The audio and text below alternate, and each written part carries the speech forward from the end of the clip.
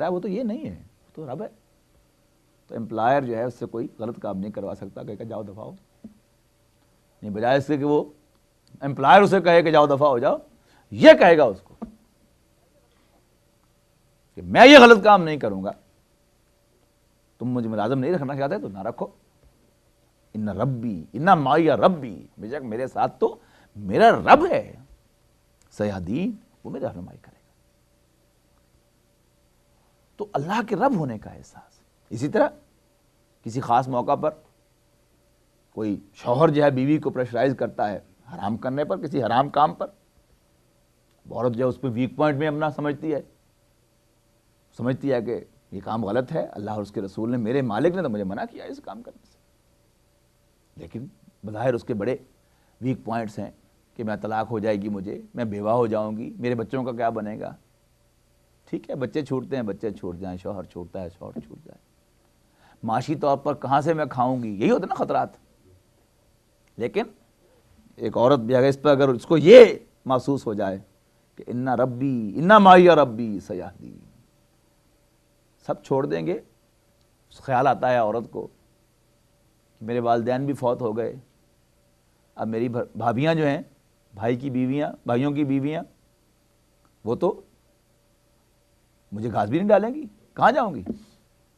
لیکن اگر یہ احساس ہو کہ ان معی ربی سیہدین، میرا رب میرے ساتھ ہے، وہ میری رہنمائی کرے گا. یا کسی شخص کو جس کے بیوی بچے تھریٹ کرتے ہیں کہ ہم آپ کو چھوڑ دیں گے، محسوس ہوتا ہے کوئی واقعی میں تو اکیلا رہ جاؤں گا، لیکن اسے احساس ہو کہ میرا رب میرے ساتھ ہے، کوئی پرواہ نہیں، میں غلط کام نہیں کروں گا، حرام نہیں کھاؤں گا. والدین چھوڑتے ہیں، چھوڑ دیں، کنبہ قبیلہ چھوڑتا ہے، چھوڑ دیں. تو فرمایا ان الذین قالوا ربنا اللہ، بے شک وہ لوگ کہ جو یہ کہہ دیں کہ ہمارا رب تو اللہ ہے، ہمارا مالک تو اللہ ہے. اتنا بڑا مالک. کسی آرگنائزیشن کے اندر کوئی خاص بعض اوقات ہوتا ہے امپلائر کا منہ چڑھا، اس کا خاص آدمی بڑا چوڑا ہو کے چلتا ہے آرگنائزیشن کے اندر کہ میں تو میاں صاحب کا خاص آدمی ہوں.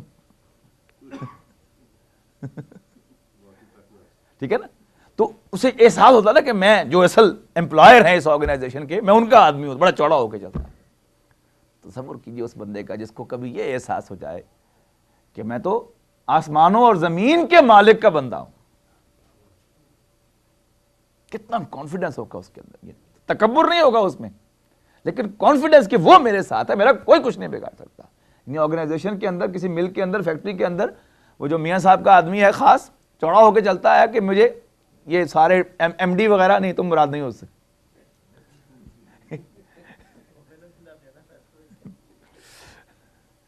ایویں خوش فہمی مبتلا نہ ہو تو میاں صاحب بڑی اونچی چیز ہوتی ہے.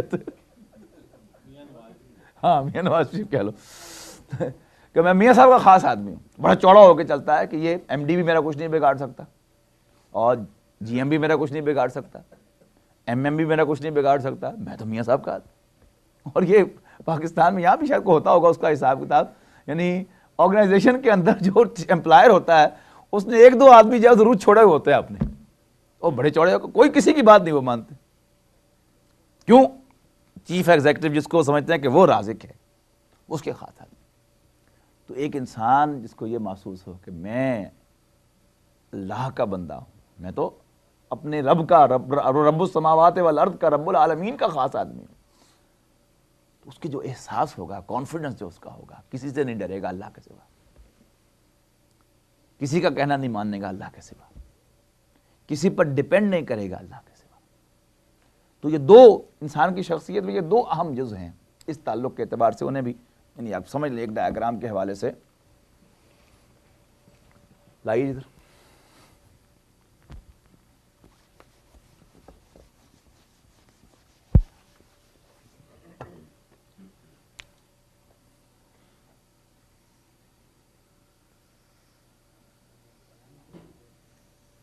یہ ہے کوئی بھی بندہ،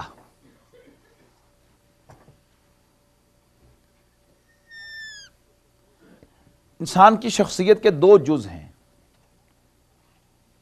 کچھ تو وہ ہے جو ہر انسان پر خارج سے وارد ہوتا ہے، جس کا وکٹم انسان ہوتا ہے، جو کچھ اسے مل رہا ہے، خوشی مل رہی ہے یا غم مل رہا ہے، مال و دولت مل رہا ہے یا تنگ دستی آ رہی ہے، یہ خارج سے اس کا ریسیپینٹ یہ ہے، وکٹم یہ ہے۔ اور دوسرا ہے کہ جو کچھ اس سے ڈسمینیٹ ہو رہا ہے، جس کا اوریجن یہ ہے، یعنی انسان کے اعمال، اچھے کام اور برے کام، یعنی یہ دونوں چیزیں جو ہیں یہ ہے انسان درمیان کے اندر۔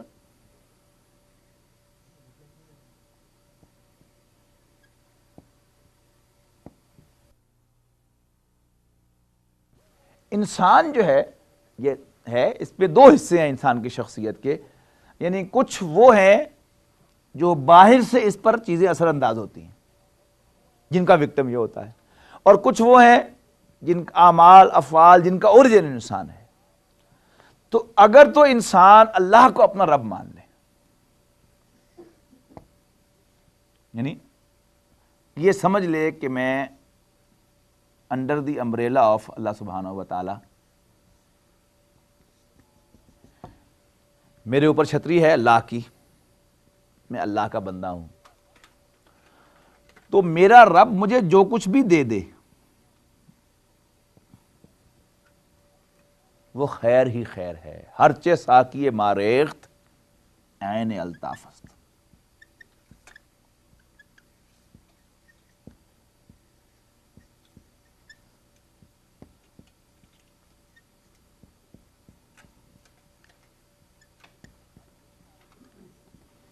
ہرچہ ساقی ماریخت عین الطاف است، میرا ساقی میرے پیالے میں جو بھی ڈال دے اس کی عنایت ہی عنایت ہے، اس کا الطاف ہی الطاف ہے۔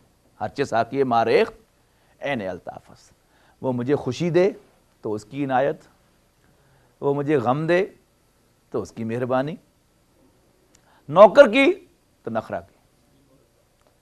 تسلیم و رضا انسان کی شخصیت کے اندر کہ جس سے میرا مالک راضی ہو میں اس سے راضی، وہ رضیت باللہ ربن، جب میں نے اللہ کو اپنا رب مان لیا، جب میں نے یہ طے کر لیا کہ میرا مالک اللہ ہے، تو پھر مالک ہونے کا تو ثبوت یہی ہے نا کہ پھر مجھے جو دے، وہ جو میں نے آپ کو واقعہ سنایا تھا کہ اس درویش کا کہ جو اللہ کے دین کی خدمت میں لگا ہوا تھا، اللہ تعالیٰ اس کی روزی کا بندوبست کرتا تھا۔ اللہ نے آزمایا، 3 دن تک اسے کچھ نہیں دیا، اور وہ بھوک سے نڈال ہو کر قریب والے گاؤں میں چلا گیا، اس نے بھیک مانگنی شروع کر دی، 3 روٹیاں لے کر آیا، اور پھر جب گاؤں سے لے کر آتا ایک کتا پیچھے ہو لیا، بتیرا اس کو چھڑیاں ماری، پیچھے بگایا، باز نہیں آیا، 1 روٹی ڈالی، دوسری ڈالی، تیسری ڈالی، پھر پیچھے، تو اس نے مڑ مڑ کے کہا بہت بے غیرت ہے تو۔ ایسے ہی جیسے انسان اپنی خوشی کے لیے کرتا ہے، اسے نہیں پتا تھا کہ اللہ تعالیٰ نے میرے پیچھے لگایا ہے، مجھے کچھ تعلیم دینی ہے، بڑا بے غیرت ہے تو۔ 3 دن کا بھوکا تھا، 3 روٹیاں لے کے آیا تھا، تینوں کھا گئے، پھر بھی بھونک رہے ہو۔ نے کہا بے غیرت میں نہیں، بے غیرت تم ہو۔ میرا مالک مجھے 10 دن بھی بھوکا رکھے تو میں پڑوسی کے دروازے پہ جا کے کھانا نہیں کھاتا۔ اتنے بے غیرت ہو، اتنے بڑے مالک کے بندے کہتے ہو اپنے آپ کو، لیکن 3 دن روٹی نہیں ملی تو اپنے جیسے انسانوں کے سامنے جا کے ہاتھ پھیلا لیا۔ تو جو دے میرا مالک، مجھے بھوکا رکھے تو اس کی مہربانی، مجھے پیٹ بھر کے کھانے کو دے دے تو اس کی مہربانی، مجھے خوشی دے تو اس کی مہربانی، نہ دے تو اس کی مہربانی، مجھے صاحب اولاد بنائے تو اس کی عنایت، مجھے بے اولاد رکھے تو اس کی عنایت، مجھے بیٹے ہی دے دے تو اس کی عنایت، بیٹیاں ہی دے دے تو اس کی نوازش، بیٹے بھی دے بیٹیاں بھی دے تو اس کی مہربانی۔ مالک جو ہوا یخلق ما یشاء، سورہ شورى میں انشاءاللہ کل جا کے ہم پڑھیں گے کہ وہ جو چاہتا ہے پیدا فرماتا ہے۔ تو جو بھی اللہ انسان کو دے دے، اچھا دے برا دے، اس میں تو جو ایمان کا تقاضا ہے، اللہ کو رب ماننے کا تقاضا کیا ہے کہ انسان اللہ پر توکل کرے۔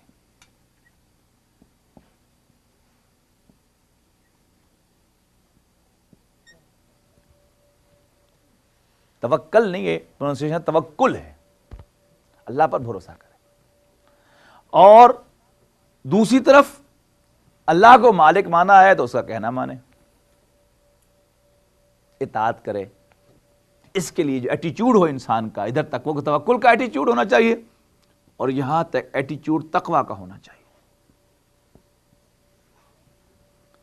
یعنی جو پہلی کیٹیگری ہے کہ جو کچھ انسان کو ملے اس پر اسے یقین ہو کہ یہ آپ سے آپ میرے پاس نہیں آیا،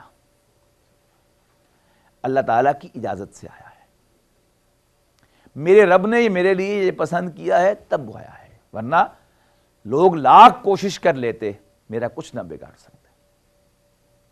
حدیث کے الفاظ ہیں، نبی اکرم صلی اللہ علیہ وسلم نے ارشاد فرمایا کہ یاد رکھ، اگر تمام لوگ جمع ہو جائیں اس پر کہ تمہیں کوئی فائدہ پہنچائیں، کوئی فائدہ نہیں پہنچا سکیں گے مگر اتنا جتنا اللہ نے تیرے لیے لکھ دیا ہے، اور سب لوگ جمع ہو جائیں کہ تمہیں کوئی ضرر پہنچائیں، کوئی ضرر نہ پہنچا سکیں گے مگر وہی جو اللہ نے تیرے خلاف لکھ دیا۔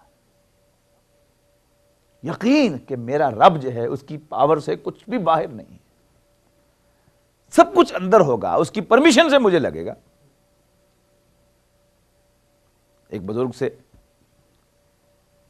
اپنے خاص کیفیت میں جا رہے تھے، جو رب کرے سو ہو، جو رب کرے سو ہو، جو رب کرے سو ہو۔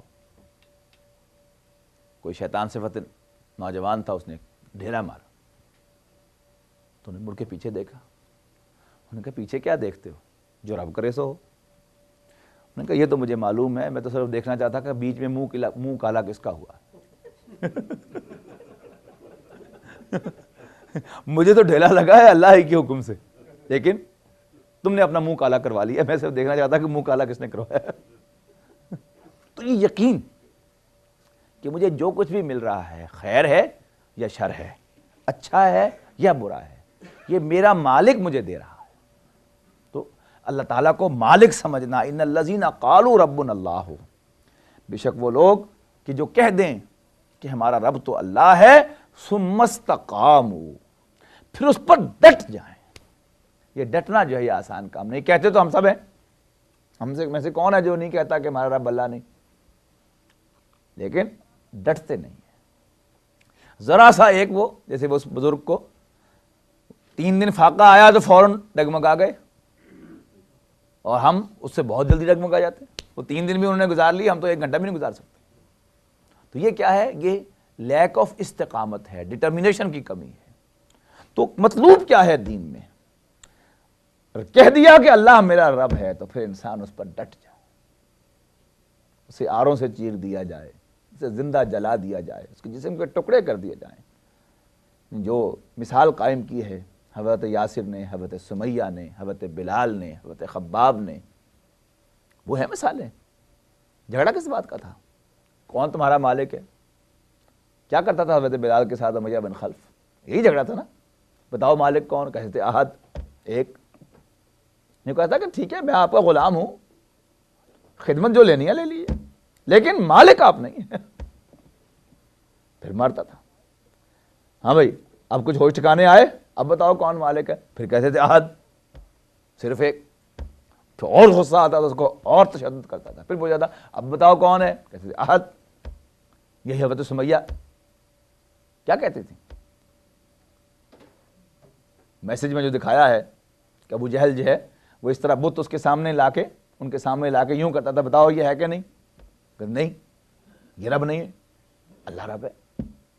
تو انسان کا ڈٹ جانا، اللہ کے حکم سے سرتابی نہ کرنا، اور یہ یقین ہونا۔ بڑی پیاری حدیث ہے کہ حضور صلی اللہ علیہ وسلم نے ارشاد فرمایا کہ الزہادۃ فی الدنیا لیست بتحریم الحلال ولا باضاعۃ المال، کہ دنیا میں زہد، دنیا سے بے رغبت کا نا زاہد انسان، زہد و تقوی۔ تو زہد کی اصطلاح کو حضور ایکسپلین فرما رہے ہیں کہ زہد کیا چیز ہوتی ہے؟ الزہادۃ فی الدنیا لیست بتحریم الحلال ولا باضاعۃ المال، کہ دنیا سے بے رغبتی نہ حرام کو، حلال کو حرام کرنے سے ہے کہ انسان جو جائز چیزیں اللہ نے حلال کی ہیں ان کو بھی کھانا چھوڑ دے، استعمال کرنا چھوڑ دے، اور نہ یہ کہ مال ضائع کر دے۔ وَلَٰكِنَّ الزَّهَادَةَ فِي الدُّنْيَا، بلکہ اصل میں دنیا سے بے رغبتی اس چیز کا نام ہے اللہ یکون فی ما یدیک اوثق مما فی یدی اللہ، کہ جو کچھ تمہارے اپنے ہاتھوں میں ہے، دونوں ہاتھوں میں، جو تو تمہاری پوزیشن میں ہے، اس پر تمہارا یقین اس چیز کے مقابلے میں زیادہ نہ ہو جائے جو اللہ کے پاس ہے۔ یعنی عام ہر زبان میں ایک محاورہ ہوتا ہے، نو نقد نہ تیرا ادھار، one is hand is better than two in the bush, ہے نا؟ لیکن اس کے مخالف بات حضور فرما رہے ہیں کہ اللہ کو رب ماننے کا تقاضا کیا ہے، دنیا سے بے رغبتی کیا ہے، کہ یقین ہو کہ یہ میرے بینک میں جو پیسہ جمع ہے یہ میرے کام نہیں آئے گا، میرے کام اللہ آئے گا۔ یہ اولاد جو میری ہے، خیال آتا نا بڑھاپے میں کام آئے گی، نہیں، آج بھی میرا مالک اللہ ہے، میرے کام اللہ بنا رہا ہے، اور بڑھاپے میں بھی اگر میں بوڑھا اس نے مجھے کر دیا تو بڑھاپے میں میرے وہی کام آئے گا۔ تو اللہ کو رب ماننا بہت ہی، یعنی دی بیسٹ ایکسپریشن دین کے اندر میرے نزدیک سب سے بیسٹ ایکسپریشن جو یہی ہے کہ اللہ میرا رب ہے، اللہ میرا مالک ہے۔ تو ان الذین قالوا ربنا اللہ، بے شک وہ لوگ جنہوں نے کہا کہ ہمارا رب اللہ ہے اور پھر اس پر ڈٹے رہے، پشت نہیں دکھائی اس کو، دوسری چیزوں پر ڈیپینڈ نہیں کیا، یقین ہے انہیں کہ جو اللہ کرے گا وہ ہوگا، اور جو اللہ نہیں چاہے گا وہ نہیں ہوگا، خواہ دنیا ادھر کی ادھر ہو جائے، سب لوگ میرا فیور کرنا چاہیں تو بھی نہیں کر سکے، اور جب اللہ فیور کرنا چاہے گا تو ابھی ہم پڑھ کے آئے تو زمین آسمان کو اللہ نے کہا کہ تم آتے ہو میرے پاس تعاون کے کارن، سامنے کا خوش دلی سے آتے ہیں، تو زمین و آسمان ساروں کا رخ سیدھا ہو جائے گا میرے کام کو سیدھا کرنے کے لیے۔ تو بے شک وہ لوگ جنہوں نے کہا کہ ہمارا رب تو اللہ ہے، پھر اس پر ڈٹ گئے، تتنزل علیہم الملائکہ، ان پر فرشتے نازل ہوتے ہیں، کیا کہتے ہوئے؟ اللہ تخافوا ولا تحزنوا، کہ ڈرو نہیں اور غمگین نہ ہو، وابشروا بالجنۃ التی کنتم توعدون، اور اس جنت کی خوشخبری پاؤ جس کا تم سے وعدہ کیا جاتا ہے۔ بارک اللہ لی ولکم فی القرآن العظیم ونفعنی وإیاکم بالآیات والذکر الحکیم۔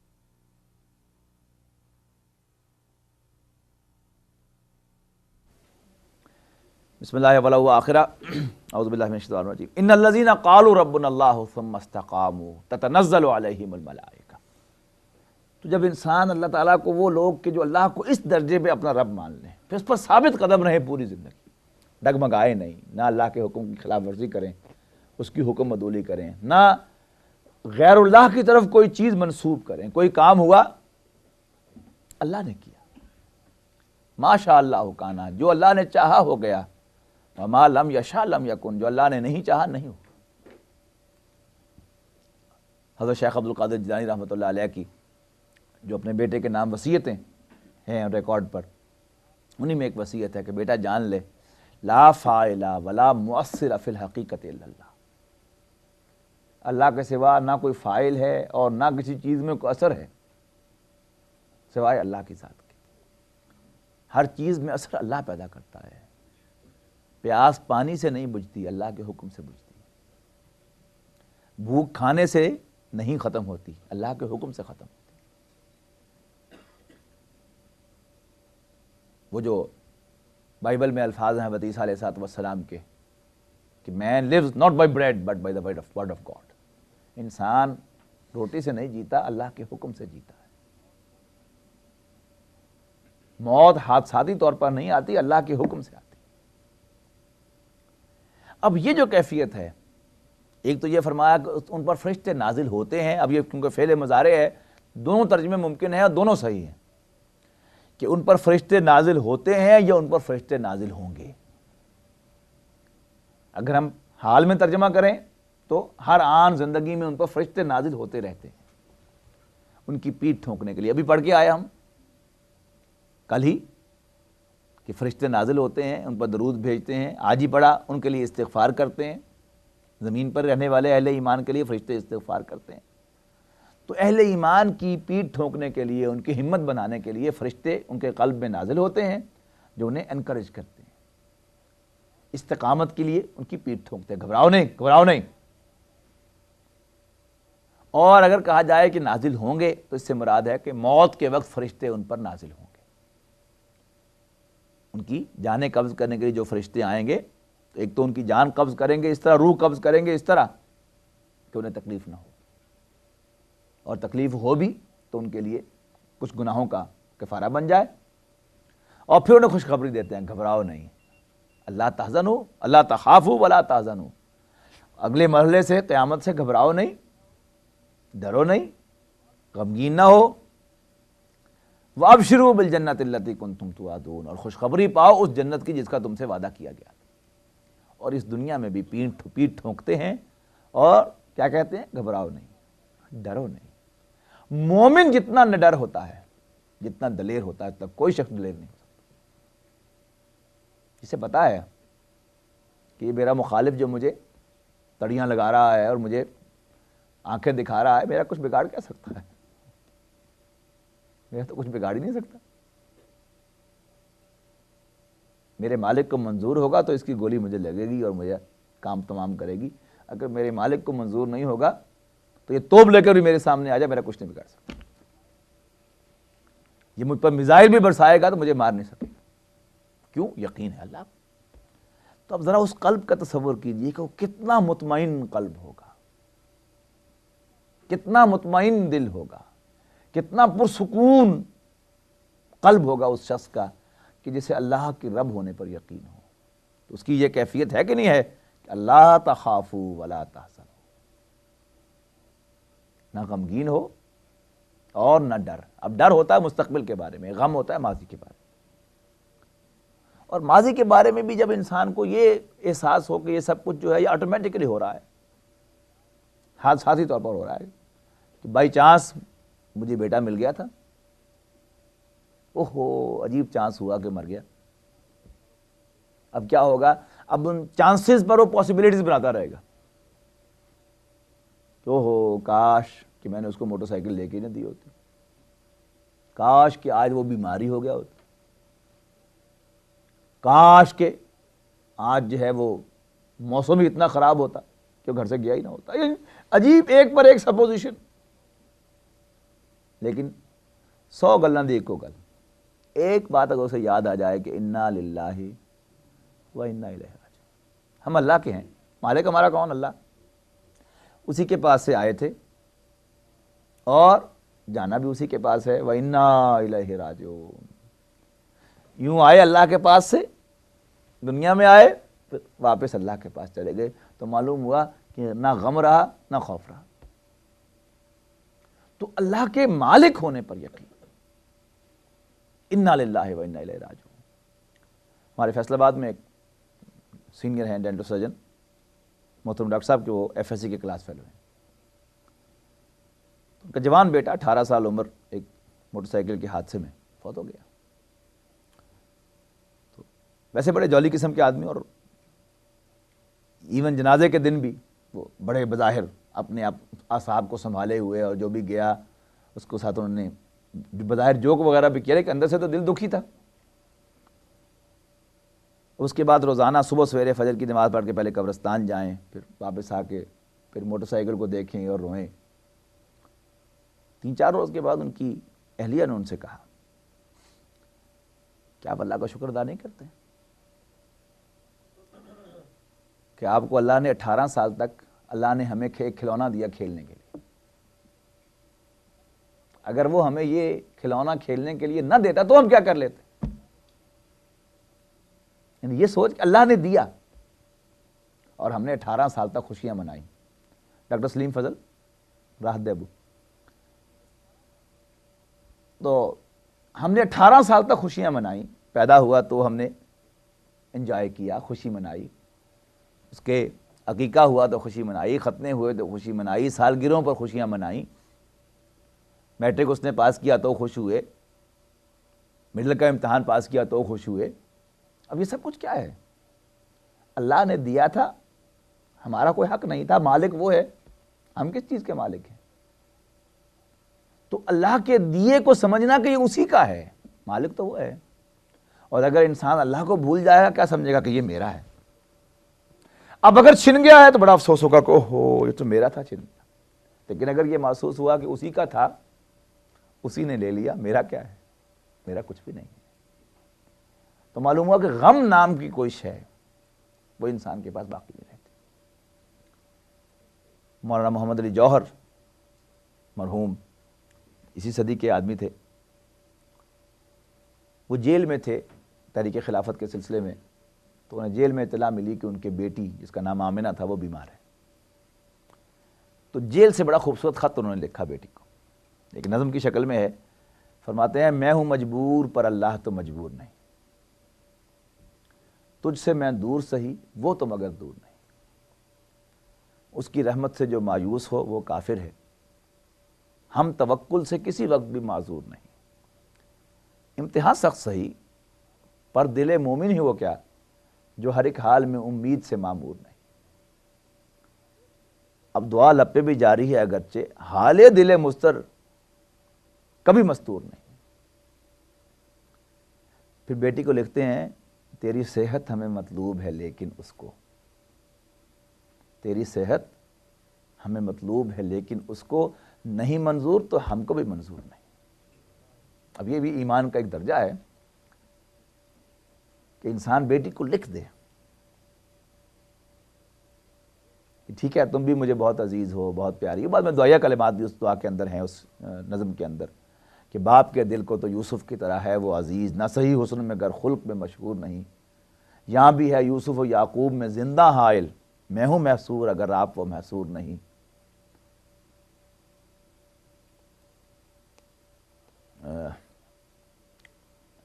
شان رحمت مجھے دکھلا کے ہوتے تیری قدرت سے خدایا تیری رحمت نہیں کم، آمنہ بھی جو شفا پائے تو کچھ دور نہیں. شان رحمت مجھے دکھلا کے ہو تسکین کا نزول، دل جوہر ہے یہ یارب جبل طور نہیں. تو وہ دعائیہ کلمات بھی ہیں لیکن عین اس کے وسط میں پانچواں یا چھٹا شعر جو ہے اس نظم کے اندر سیدھے سے لکھ رہے ہیں بیٹی کو. یہ ہمت کی بات ہے کہ تیری صحت ہمیں مطلوب ہے لیکن اس کو نہیں منظور تو ہم کو بھی منظور نہیں. تو غم جس چیز کا نام ہے، کیوں ہوتا ہے غم انسان کو؟ یا تو انسان جو ہے سمجھتا ہے کہ یہ چیز جو مجھ سے چلی گئی یہ میرا حق تھا، اگر مالک اللہ ہے تو میرا کوئی حق نہیں. انسان اپنی اوقات کو پہچان لے کہ میں ہوں کیا ہوں. نہ میرا وجود میرا اپنا ہے، نہ میرا مال میرا ہے، نہ میری اولاد میری ہے، نہ میری صلاحیتیں میری ہیں. یہ سب کچھ تو اللہ کا دیا ہوا ہے، جس نے دیا تھا اس نے لے لیا. انا للہ و انا الیہ راجعون. تو پھر غم کیسا؟ اکبر الہ آبادی کا شعر یاد آیا، رضائے حق پہ راضی رہ، یہ حرف آرزو کیسا، خدا مالک، خدا خالق، خدا کا حکم تو کیسا. تو ارشاد ہوا ان الذین قالوا ربنا اللہ ثم استقاموا، جنہوں نے کہا کہ ہمارا رب تو اللہ ہے پھر وہ اس پر ڈٹ گئے. تتنزل علیہم الملائکۃ، ان پر فرشتے نازل ہوتے ہیں. کیا کہتے ہوئے نازل ہوتے ہیں؟ اللہ تخافوا ولا تحزنوا، ڈرو نہیں، غم نہ کرو. وابشروا بالجنۃ التی کنتم توعدون، اور خوشخبری پاؤ اس جنت کی جس کا تم سے وعدہ کیا جاتا ہے. نحن اولیاؤکم فی الحیاۃ الدنیا. اب یہ نحن کی ضمیر جو ہے اللہ کی طرف بھی ہو سکتی ہے کہ اللہ کی طرف سے وہ کہتے ہیں کہ نحن اولیاؤکم فی الحیاۃ الدنیا وفی الآخرہ، ہم تمہارے دوست ہیں دنیاوی زندگی میں بھی اور آخرت کی زندگی میں بھی. یا اللہ کے نمائندوں کی حیثیت سے کہتے ہیں کہ ہم تمہارے دوست ہیں. لیکن زیادہ جو قرین قیاس ہے وہ یہ کہ اللہ کا فرمان آ کے سناتے ہیں، اس لیے کہ ولی جو ہے ایک بندہ مومن کا وہ صرف اللہ ہے. فرشتے بھی اللہ کے نمائندے ہیں لیکن براہ راست ولایت کا تعلق جو ہے انسان کا اللہ کے ساتھ ہی ہے. نحن اولیاؤکم فی الحیاۃ الدنیا، ہم تمہارے ولی ہیں، ہم تمہارے دوست ہیں، ہم تمہارے پشت پناہ ہیں دنیاوی زندگی میں بھی وفی الآخرہ، اور آخرت میں بھی. وَلَكُمْ فِيهَا، اور آخرت میں تمہارے لیے ہوگا ما تشتہی انفسکم، جو جس کی خواہش کریں تمہارے نفس. یعنی انسان کا جی چاہتا ہے، یہ اشتہا کہتے ہیں نا، یہ مجھے کھانے کی اشتہا ہے، کھانے کو جی چاہ رہا ہے، یعنی جو تمہارے جی چاہیں. وَلَكُمْ فِيهَا، تمہارے لیے اس میں ہوگا جنت میں، آخرت میں، ما تشتہی انفسکم، جو تمہارے جی چاہیں. وَلَكُمْ فِيهَا مَا تَدَّعُونَ، اور اس میں تمہارے لیے ہے جو کچھ تم مانگو گے. یعنی یہ دو لیول ہیں. یعنی ایک لیول ہوتا ہے انسان کا کہ خواہش ہو رہی ہے لیکن مانگ نہیں رہا، اور مانگ لے تو پھر تو شاید میزبان جو ہے وہ وہ اسے پنجابی کا شرم شرمی لے ہی آئے گا. لیکن اللہ جو ہے وہ کیا ہے, تم مانگو یا نہ مانگو, جو خواہش ہوگی وہ بھی مل جائے گا, اور جو مانگو گے وہ تو مل ہی جائے گا. کیا تصور کریں گے اس جنت کا کہ وَلَكُمْ فِيهَا مَا تَشْتَهِي أَنفُسُكُمْ, وہاں تمہارے لیے رکھا ہے جو کچھ تمہارے دل چاہیں, اور وَلَكُمْ فِيهَا مَا تَشْتَمَا تَدَّعُونَ, اور اس میں تمہارے لیے ہے جو تم مانگو گے. نُزُلًا مِّن غَفُورٍ رَحِيمٍ, ویلکم انٹرٹینمنٹ غفور الرحیم کی جانب سے. اصل انٹرٹینمنٹ نہیں ہے یہ, اللہ کی ضیافت نہیں ہے. ضیافت کیا ہے؟ اللہ کا یہ فرمان کہ میں تم سے راضی ہوں. اب یہاں بات کس سے شروع ہوئی؟ جنہوں نے کہا کہ ہمارا رب اللہ ہے, اس پر ثابت قدم رہے, جو حضور کے الفاظ میں جو اس پر راضی ہو گئے کہ ان کا رب اللہ ہے. اب قیامت کے دن اللہ تعالیٰ ان کو ریسیپروکیٹ کرے گا ان کی اس بات کو کہ تم میرے رب ہونے پر راضی ہوئے تھے تو لو پھر میں بھی تم سے راضی ہو گیا. اب جو اس کو ریسیپروکیشن ملے گی, جو رسپانس ملے گی اس کا ہم یہاں پر تصور نہیں کر سکتے کہ کسی کا مالک جو ہے اس سے کہہ دے کہ بھائی میں تم سے خوش ہوں. جیسے حضرت ابراہیم کے بارے میں ہے نا قرآن مجید میں کہ وَإِذِ ابْتَلَىٰ إِبْرَاهِيمَ رَبُّهُ بِكَلِمَاتٍ فَأَتَمَّهُنَّ, کہ جب تیرے رب نے آزمایا ابراہیم کو, جب ابراہیم کو آزمایا اس کے رب نے کئی باتوں میں, فَأَتَمَّهُنَّ, وہ سب میں کامیاب ہو گیا. محترم ڈاکٹر صاحب فرمایا کرتے بڑے خوبصورت الفاظ اس پر کہ امتحان کا مزہ تب آتا ہے کہ ممتحن بھی پکار اٹھے کہ واہ بھائی واہ, میں نے خوب ادھر ادھر سے سوال بڑے پوچھے لیکن اس نے سب سوالوں کا جواب دے دیا. اس میں مجھے یاد آ رہا ہے کہ وہ ہمارے کالج میں ایک ہم سے جونیئر ایک ہوا کرتی تھی اسٹوڈنٹ, بڑا اچھا اس کا ایکڈیمک کیریئر تھا. تو ڈاکٹر شفیق صاحب جب فائنل کا ایگزام لے کے آئے سرجری کا, خود انہوں نے کہا کہ بھائی واہ, میں نے اس کو ادھر ادھر خوب پوچھے سوال لیکن اللہ کی بندی نے کوئی ایک سوال بھی ڈراپ نہیں کیا. یعنی ایگزامینر کی زبان سے جب یہ الفاظ آئے تو مجھے وہ حضرت ابراہیم کے اوپر جو قرآن مجید کے کمنٹس ہیں کہ تیرے رب نے ابراہیم کو کئی باتوں میں آزمایا, فَأَتَمَّهُنَّ, وہ سب میں کامیاب ہو گیا. تو اللہ نے کہا کہ جا انی جاعلک للناس اماما, تو تمام لوگوں کا امام ہے. تو نزلا من غفور, ابتدائی انیشل ویلکم انٹرٹینمنٹ کہ جو تم نے میرے لیے چھوڑا تھا لو حاصل کر لو. کل ہی ہمارے ایک بزرگ ساتھی جو ہے وہ بڑی تشویش کے ساتھ پوچھ رہے تھے کہ جب یہ کہہ دیا تھا کہ تمہارے لیے جنت میں ازواج ہوں گی, تمہاری بیویاں جو ہیں ایمان والی تمہارے ساتھ ہوں گی, پھر یہ ان کیا ضرورت تھی حوروں کا ذکر کرنے کی. تو میں نے ان سے کہا, میں نے کہا یہ دیکھیے اس دنیا میں رہتے ہوئے بیوی کے باوجود جی چاہتا ہے کہ نہیں ادھر ادھر دیکھنے کو, نظر جاتی ہے انسان کی, خواہش پیدا ہوتی ہے. انہوں نے کہا بالکل ہوتی ہے. میں نے کہا جب وہ خواہش ہے آپ اس کو اللہ کے لیے روک رہے ہیں تو اللہ تعالیٰ آپ کا یہ حق از خود تسلیم کرتا ہے کہ آؤ اب وہ امتحان کا وقت ختم ہوا, وہ سب کچھ جو تم نے میرے لیے چھوڑا تھا, یعنی اس پہ یہ نا میرے لیے چھوڑا تھا, جاؤ اس کو حاصل کر لو. تو اس میں کوئی پریشانی کی بات نہیں ہے کہ دنیا کی جو جنت کی ابتدائی انٹرٹینمنٹ اس میں کیا ہے, کھانے کو سب کچھ ہوگا, پینے کو سب کچھ ہوگا, اور آسائش ہوگی گھر کی. یعنی اس دنیا میں اگر انسان حلال و حرام کی تمیز کرتا ہے, یعنی ایک چھوٹی سی بات آپ یہاں پر لے لیں, ایک آدمی مارٹگیج پہ گھر نہیں لینا چاہتا تو اس کو ساری عمر جو ہے وہ کسی چھوٹے سے اپارٹمنٹ میں رہنا پڑے گا, سیدھی سی بات.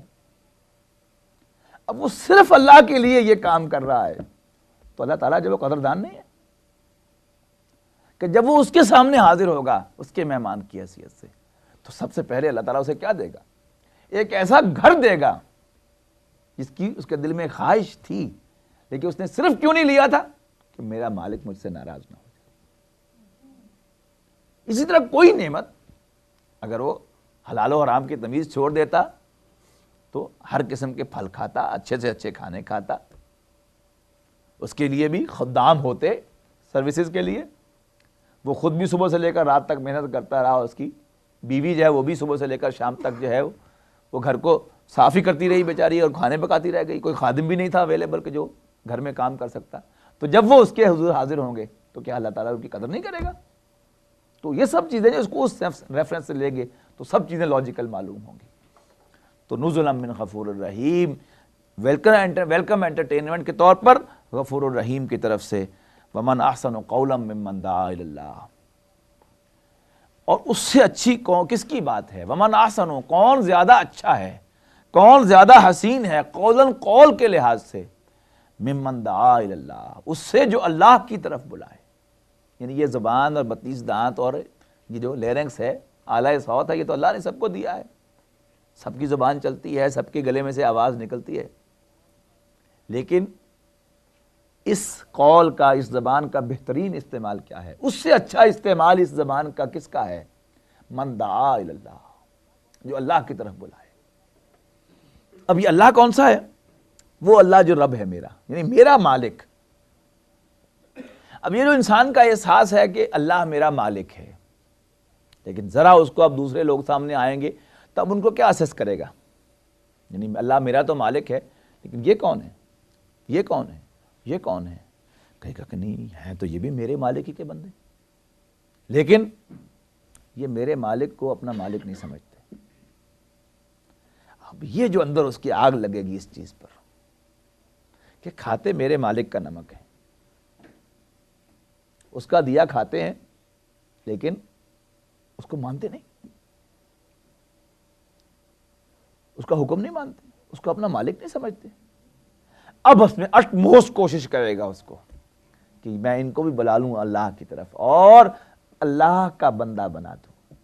پہلے یہ اپنے اللہ کو اپنا رب مان لے، پھر اس کے دیے پر راضی ہو جائے، پھر اس کے حکموں کو ماننا شروع کر دے. اب یہ کیا ہے؟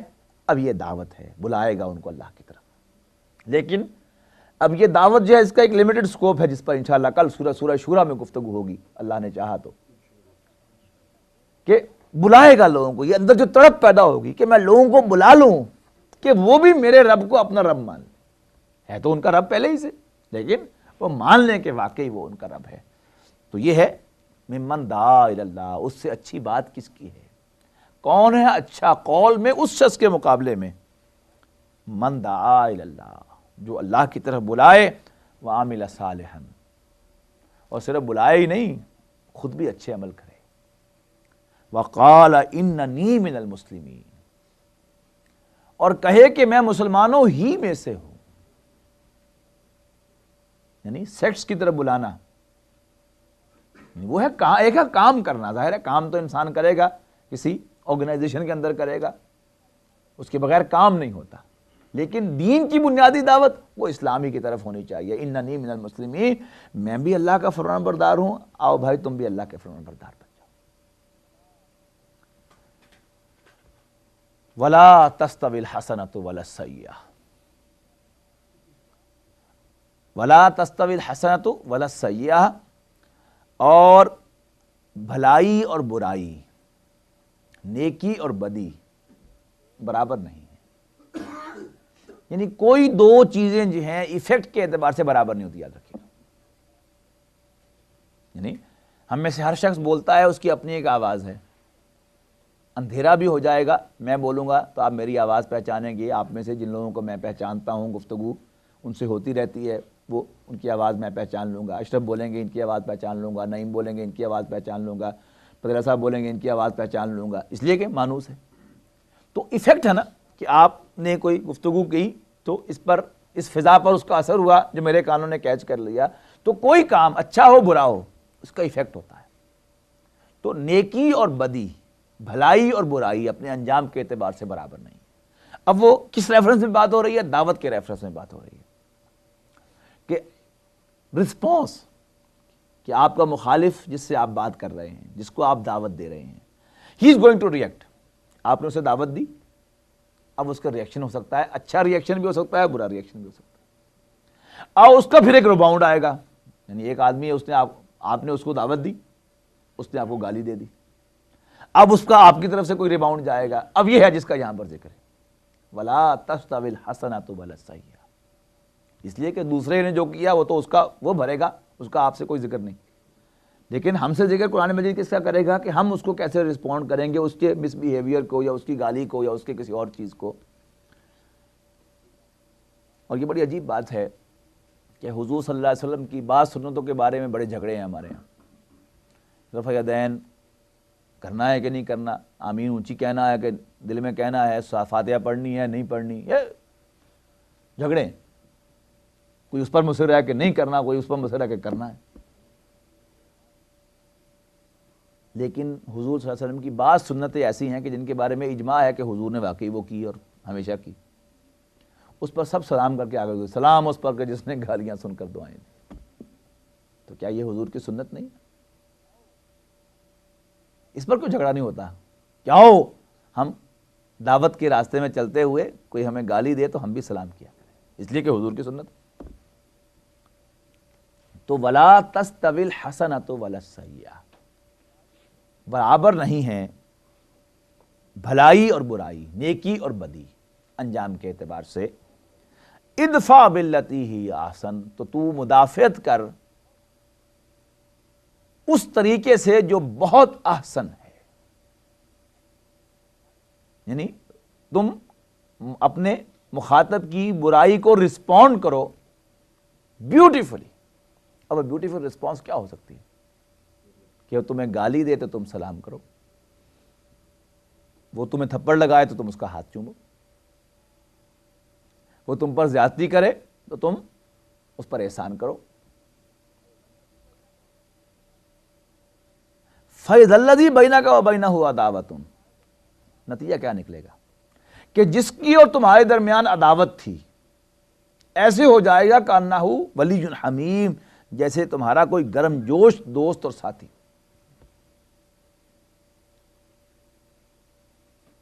ایک بزرگ نے اپنے مرید کو نصیحت کی کہ بیٹا کسی کے ساتھ، کسی کے لیے اپنے دل میں بغض نہ رکھا کرو۔ تو مرید نے کہا حضرت یہ کوئی انسان کے بس کی بات ہے؟ انہوں نے کہا ہے بس کی بات، میں تمہیں طریقہ بتاتا ہوں اس کا۔ انہوں نے کہا کہ جس شخص کے لیے تمہارے دل میں بغض و عداوت پیدا ہو اس پر احسان کیا کرو، تو تمہارے دل سے اللہ تعالیٰ بغض و عداوت نکال لے گا۔ اب وہ احسان کا طریقہ کار کیا ہو سکتا ہے؟ بہترین طریقہ کار۔ بغض کیوں ہوتا ہے کہ انسان محسوس کرتا ہے کہ اس نے مجھ پر زیادتی کی تھی، خود بھی انسان اسے معاف کرے دل سے، شعوری طور، یعنی لا شعور تحت شعور نہیں مانے گا، لیکن شعوری طور پر انسان معاف کرے اس کو، اللہ کے حضور میں دعا کرے کہ اللہ میں بھی اسے معاف کرتا ہوں، تو بھی اسے معاف کرتا ہے۔ عجیب کشمکش سے گزرنا ہوگا انسان کو کہ انسان کا جو شعوری طور پر تو وہ ہاتھ اٹھا رہا ہوگا کہ اللہ اسے معاف کر دے، میں بھی اسے معاف کرتا ہوں، لیکن تحت شعور کہہ رہا ہوگا اس کا ستیہ ناش ہو۔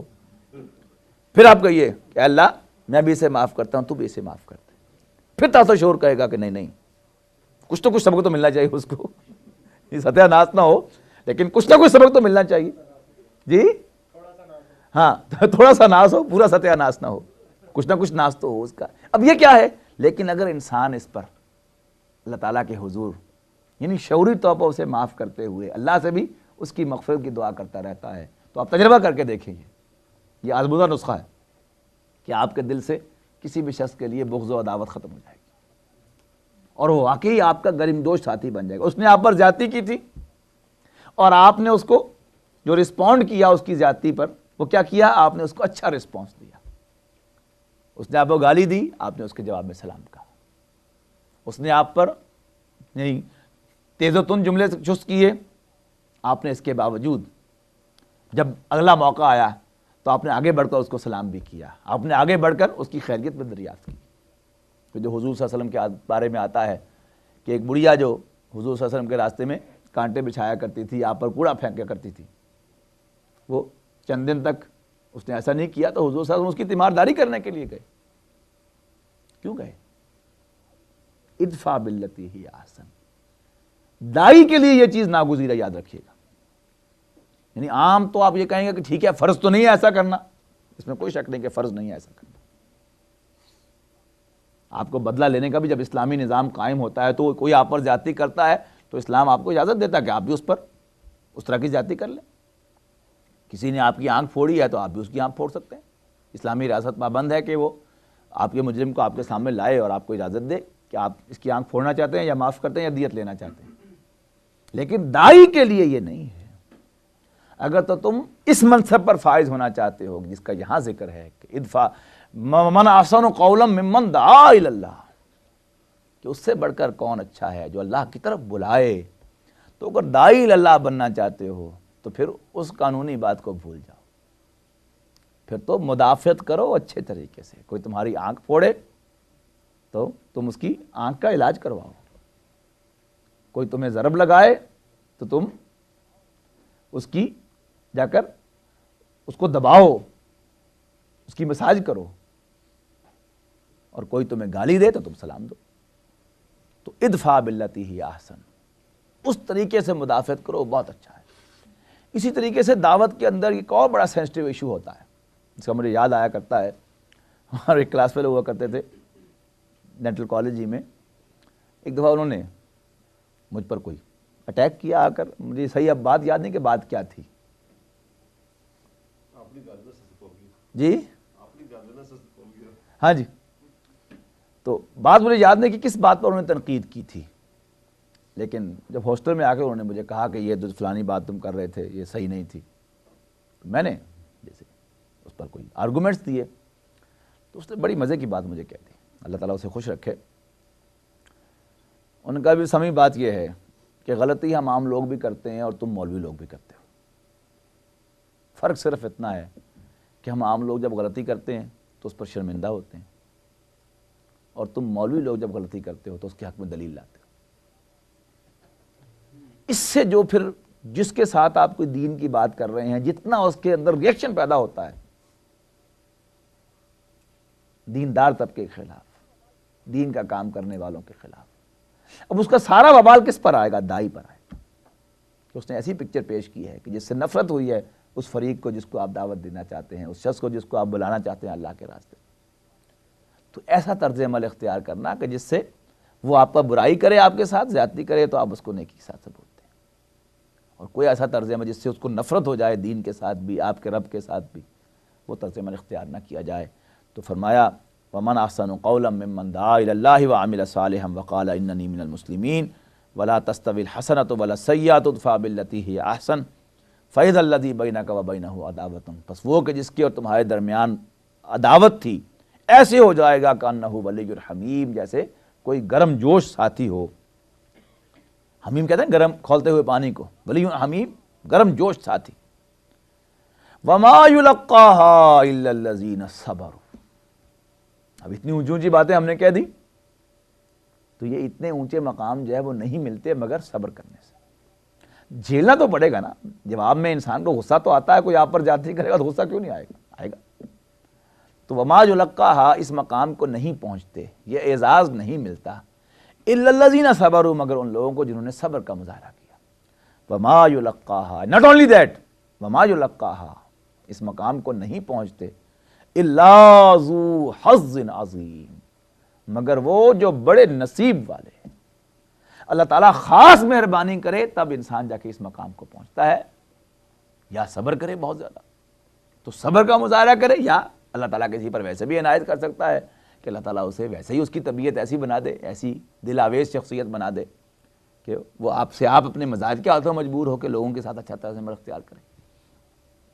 لیکن اس سب کے باوجود اس بات کا امکان موجود ہے, شیطان تو نہیں چاہتا کہ آپ کی دعوت و تبلیغ جو ہے وہ کامیاب ہو جائے, لہذا وہ آپ کو اوکیجنلی گمراہ کرتا رہے گا کہ بڑی آپ نے ہمت کی, آخر آپ کو ایک دم ایسا غصہ دلائے گا تو اس نے آپ کو ایک گالی دے گی, آپ مقابلے میں 10 گالیاں دے کے آئیں گے اس کو. ٹھیک ہے, اگر ایسا ہو جائے وَإِمَّا يَنزَغَنَّكَ مِنَ الشَّيْطَانِ نَزْغٌ, اور اگر لگ ہی جائے تجھے شیطان کی طرف سے کوئی چوک, فَاسْتَعِذْ بِاللَّهِ, تو اللہ کی پناہ میں آ, إِنَّهُ هُوَ السَّمِيعُ الْعَلِيمُ, بے شک وہ سب کچھ سننے والا, سب کچھ جاننے والا ہے. وَمِنْ آیَاتِهِ, اور اس کی نشانیوں میں سے ہے کیا کیا؟ اللَّيْلُ وَالنَّهَارُ, رات اور دن, وَالشَّمْسُ وَالْقَمَرُ, اور سورج اور چاند. لا تسجدوا للشمس ولا للقمر, اور مت سجدہ کرو سورج کو اور نہ ہی سجدہ کرو چاند کو, بلکہ سجدہ کرو واسجدوا للہ الذی خلقہن, بلکہ سجدہ کرو اس اللہ کو جس نے ان سب کو پیدا کیا. ان کنتم ایاہ تعبدون, اگر تم واقعتاً اسی کی بندے ہو. بعض لوگ جو ہے ان کا ایک خاص مزاج ہوتا ہے, بڑی علمی گفتگو اور نقطے کوئی نہ کوئی جو ہے وہ خاموش چھوڑتے رہیں. ایک مرتبہ میں نے ایک اسکول میں رمضان کا مہینہ تھا تو مسلمانوں کا کام قرآن مجید کے حقوق کے نام سے خطاب کے عنوان سے خطاب کیا اسمبلی میں. تو ایک اسکول ٹیچر جو ہے بعد میں مجھے ملے تو عجیب شوشہ انہوں نے چھوڑا. انہوں نے کہا کہ جی قرآن مجید میں تو رب کو سجدہ کا ذکر ہے, رحمان کو سجدے کا ذکر ہے, اللہ کو سجدے کا ذکر ہے ہی نہیں. اب یہ کیا مطلب کیا ہے کہ اللہ کی صفات کو سجدہ ہے, پرسن کو سجدہ نہیں ہے. مطلب کیا ہوا کہ یہ جو ہم فزیکلی سجدہ کرتے ہیں یہ سجدہ نہیں ہے. مطلب ہے کہ بس اللہ تعالیٰ کی ایک تعظیم جو ہے وہ ہمارے دل میں ہونی چاہیے. سجدہ وجدہ جو ہے یہ کیا چیز ہے. میں چپ رہا. میں نے آتے ہی گھر انڈیکس آف قرآن دیکھا, سجدہ کی آیات دیکھی تو الحمدللہ یہیں سے مجھے آیتیں مل گئی. اور معلوم ہوتا ہے جیسے اسی شخص کے لیے بنی ہے جو یہ بات کہہ رہا ہے کہ وَمِنْ آیَاتِ اللَّيْلِ وَالنَّهَارُ وَالشَّمْسُ وَالْقَمَرُ, اور اس کی نشانیوں میں سے ہے رات اور دن اور سورج اور چاند. لا تسجدوا للشمس ولا للقمر, مت سجدہ کرو سورج کو اور نہ ہی سجدہ کرو چاند کو. واسجدوا للہ الذی خلقہن, بلکہ اس اللہ کو سجدہ کرو جس نے ان سب کو پیدا کیا. ان کنتم ایاہ تعبدون, اگر تم واقعتاً اسی کے بندے ہو. فإن استکبروا, پس اگر وہ سرکشی کریں, تکبر کریں. فالذین عند ربک یسجدون لہ, پس وہ لوگ جو اللہ کے حضور ہیں, یسبحون لہ, وہ اس کی تسبیح کرتے ہیں, باللیل والنہار, رات اور دن, وہم لا یسأمون, اور وہ ایسا کرتے ہوئے نہیں تھکتے. سجدہ کر لیجیے.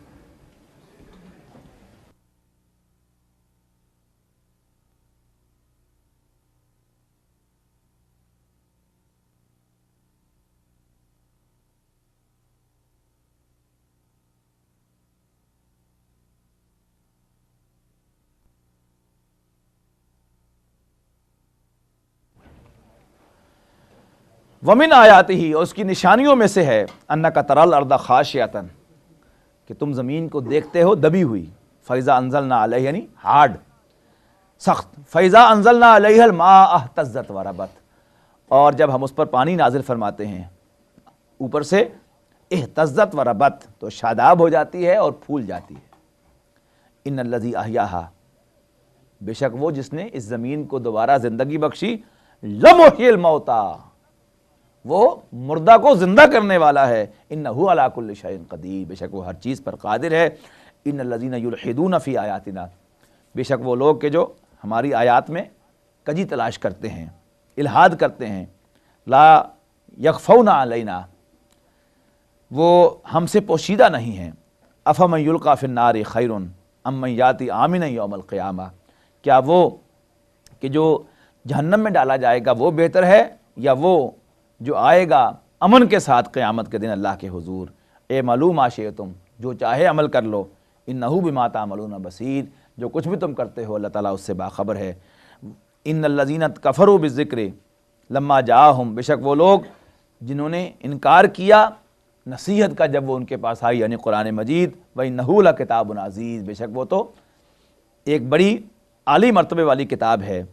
لا یاتیہ الباطل, نہیں آئے گا اس پر باطل, اس پر دخل اندازی نہیں کر سکے گا جھوٹ. من بین یدیہ ولا من خلفہ, نہ اس کے سامنے سے نہ اس کے پیچھے سے. تنزیل من حکیم حمید, وہ نازل کی جاتی ہے, نازل کی گئی ہے ایک حکمت والے اور حمد کیے گئے اللہ کی جانب سے. ما یقال لک الا ما قد قیل للرسل من قبلک, اور تم سے وہی باتیں کہی جاتی ہیں جو تم سے پہلے رسولوں سے کہی گئی تھیں. ان ربک لذو مغفرۃ وذو عقاب علیم, اور بے شک تیرا رب بخشنے والا اور ایک دردناک عذاب دینے والا ہے.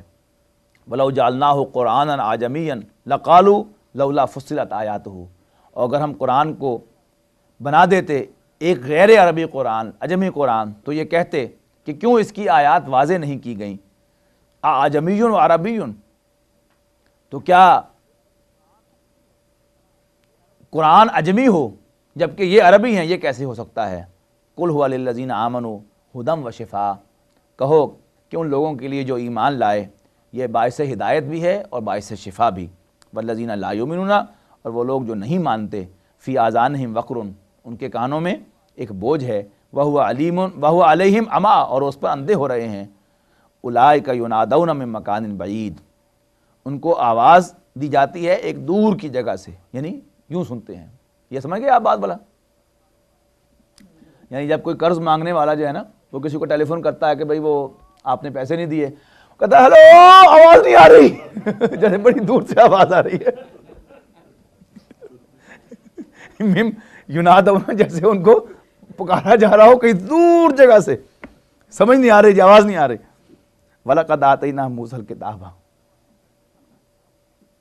اور ہم نے موسیٰ کو کتاب عطا کی. فَاخْتُلِفَ فِيهِ، تو اس سے اختلاف کیا گیا، اس میں اختلاف کیا گیا.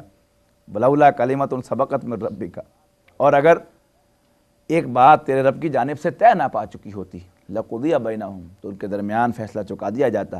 وَإِنَّهُمْ لَفِي شَكٍّ مِّنْهُ مُرِيبٍ، اور بے شک وہ تو شک میں پڑے ہوئے ہیں، بہت ہی زیادہ الجھ رہے ہیں شک کے اندر. شک کے معنی بھی شک اور ریب کے معنی بھی شک، یعنی شک کے اندر بھی بہت زیادہ مشکوک ہو گئے ہیں، یعنی شک میں انتہائی الجھ گئے ہیں. من عمل صالحا فلنفسہ، تو جو کوئی اچھا عمل کرے گا اپنے ہی بھلے کو، ومن اساء فعلیہا، اور جو برائی کرے گا اس کا وبال بھی اسی پر آئے گا. ومن اساء، اور جو کوئی برائی کرے گا فعلیہا، تو اس کا وبال بھی اسی پر آئے گا. وما ربک بظلام للعبید، اور تیرا رب بندوں پر ظلم ڈھانے والا نہیں ہے. الیہ یرد علم الساعہ، قیامت کے دن کا حوالہ تو اسی کی طرف ریفر کیا جائے گا اس کو.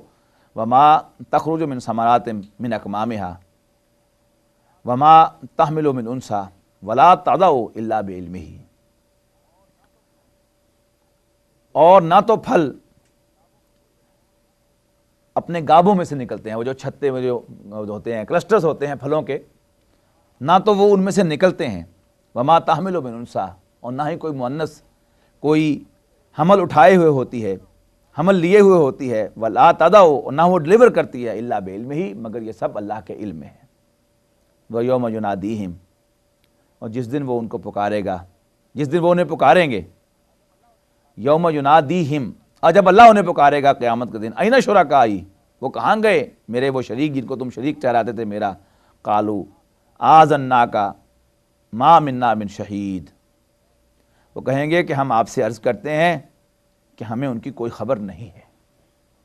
وضل عنہم ما كانوا یدعون من قبل، اور جاتے رہیں گے ان سے وہ جنہیں وہ پکارا کرتے تھے اس سے پہلے. وظنوا ما لهم من محیص، اور سمجھ جائیں گے کہ وہ ان کو خلاصی نہیں دلا سکیں گے. لا یسم الانسان من دعاء الخیر،